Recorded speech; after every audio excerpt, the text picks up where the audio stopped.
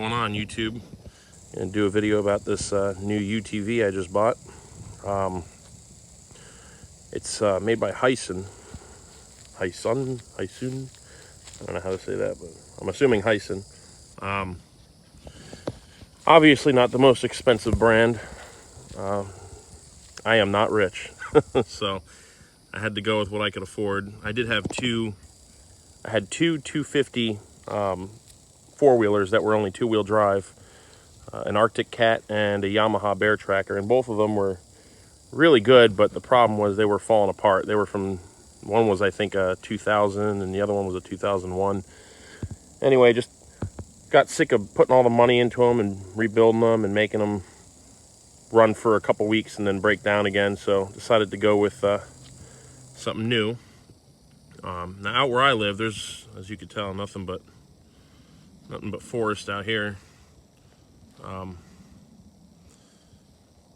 It's just a bunch of forest out here, but nevertheless, we have a lot of trails, do a lot of hunting, do a lot of camping, so figured this would be a little bit more up my alley. So starting off, as I mentioned, it's a Hisun. It is a 550, Performance 550, 4x4, so it's four-wheel drive. They do make another version of this, and it is a 750, but I couldn't justify spending the money for the extra, 200cc.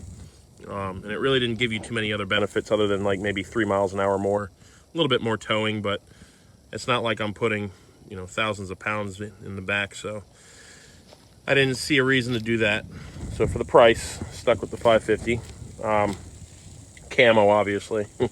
Camo paint job. I think they come in gray, green, and red. The one they had on the floor at the time was this one. I did get this at Rural King. So I know Lowe's sells, I think it's called the Axis, their version, which they had a 500, but what I didn't like about it was this one has a bench seat, so you can fit like 3 people pretty comfy in there. The one at Lowe's, they had like a center console here, and it was bucket seats, which I wasn't too into. They also didn't have this beautiful dashboard instrument panel. So the cool part about this is, obviously, a lot of the middle part here is digital. You got all the little readings up here, check engine light, stuff like that. But what I like about it is you actually have lights, high and low. You got turn signals. You have four-wheel drive and front differential lock on demand. So you can actually be rolling and moving, and you could just flick this in the four-wheel drive, and while you're moving, it'll just automatically go into four-wheel drive. And same thing with the lock. You can actually lock it while it's moving. The only issue is they suggest staying under 8 miles an hour, because once you lock that front end up, steering kind of gets a little hard. It does have hazards. And then the winch. So it came with a winch, a 3,500 pound winch. I think it's 35. Let me check. 35 or, yep. So a 3,500 winch. And I've already used it the first day I got it. Me and my buddy went out and got stuck in some pretty deep mud, and it pulled us right out. The other good part about that winch is it comes with a remote. So if you want to go pull it out and wrap it around a tree and pull yourself out without being in it, you could do so with the remote. But anyway, it comes with a USB phone charger. Oh, sorry, that's a cigarette. Got the USB here. So you got 2 different USB phone chargers. And then I'm assuming this is just an auxiliary, something extra. Doesn't really do anything. It's got seat belts. Obviously the roll cage. Now these seat belts, you actually have to have them both. That's one of my 2 gripes. The first one is you got to have that seat belt clicked in order for it to go full speed. It won't let you do it otherwise. So I get it, safety. I'll probably wind up bypassing it because honestly I don't really, go that fast to begin with. And the second gripe I have with this thing is the cup holders. Notice how I got a drink over there, but there's nothing over here. I know, petty, but nevertheless, passengers got to have cup holders too. They drink. It's got a cool little cupboard there. It's automatic.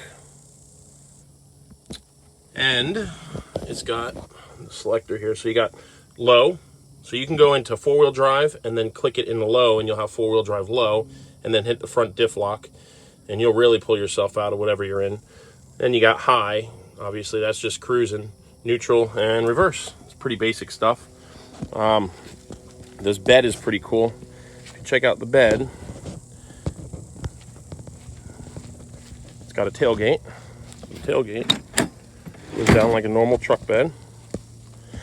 And then on top of that, we have the lever that dumps it. Let's see if I can do it. There you go. Sorry for all the shaking, guys. But so I thought that was pretty cool. You know, you put a deer in the back and just dump that bitch out. Or branches, whatever you got, you know, things around the house, wood. But there's the engine. Pretty big ass muffler. I thought these shocks were pretty cool. So I adjusted them. I got them to where the front was a little bit more level. The front was kind of dragged down. So I got a spanner wrench and jacked the front up another 2 inches. Brought it to a pretty level stance. I don't know if you can see it or not. So decently level. It's water cooled, so it's got a radiator, or a radiator for you northern folks. Dual fans. The airbox is pretty high. Actually, I found this kind of cool. I can't go too deep. Maybe, I don't know, I think it said 3 or 4 foot of water, but under the dash there is where the intake is for the air. And obviously, if I wanted to snorkel it, I could. And then the breather box for the belt. So everything's kind of, for the most part, a little bit high. I mean, it's not up at the top there like some of these guys. Like I said, it's not meant to be a crazy high-performance working machine. Just something to go out and have fun with, you know? So let's go take it for a quick spin. Don't mind my shaking. Usually starts right up pretty good, fuel injected, so none of that carburetor bullshit.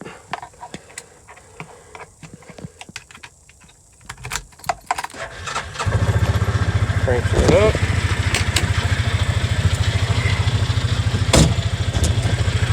Pretty easy to get in.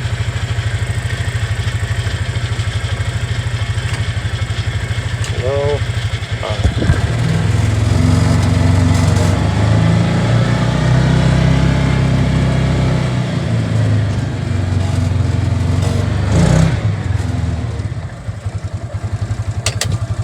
Definitely fun to drive. Like I said, you can do a little bit of mudding in it. I mean, you're not going to go into any crazy, you know, bounty holes or nothing, but for what it is, for the price, I couldn't say no.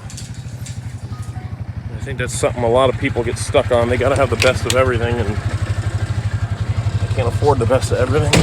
So let's see if we can maybe just go right down the road here without shaking too much.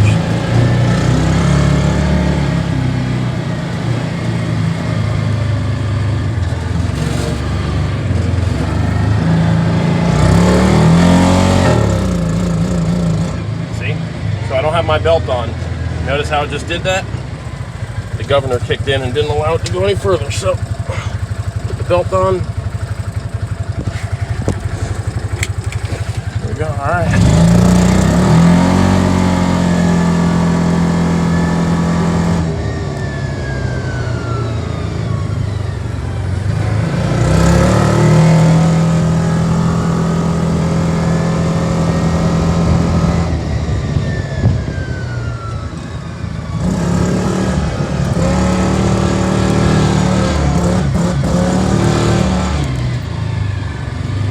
Everybody goes, you can tell. We usually all ride the power lines, but for being in two-wheel drive, it doesn't do too bad.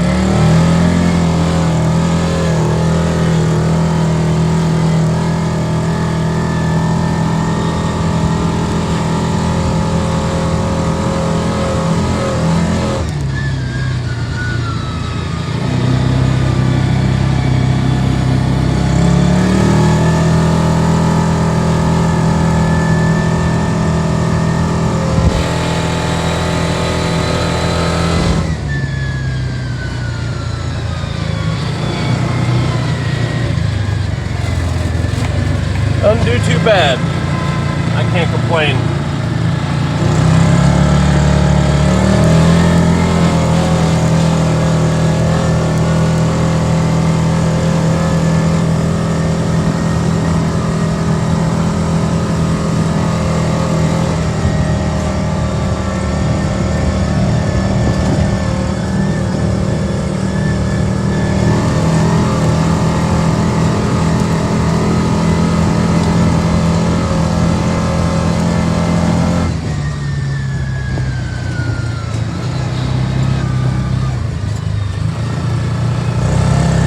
Dizzy by now.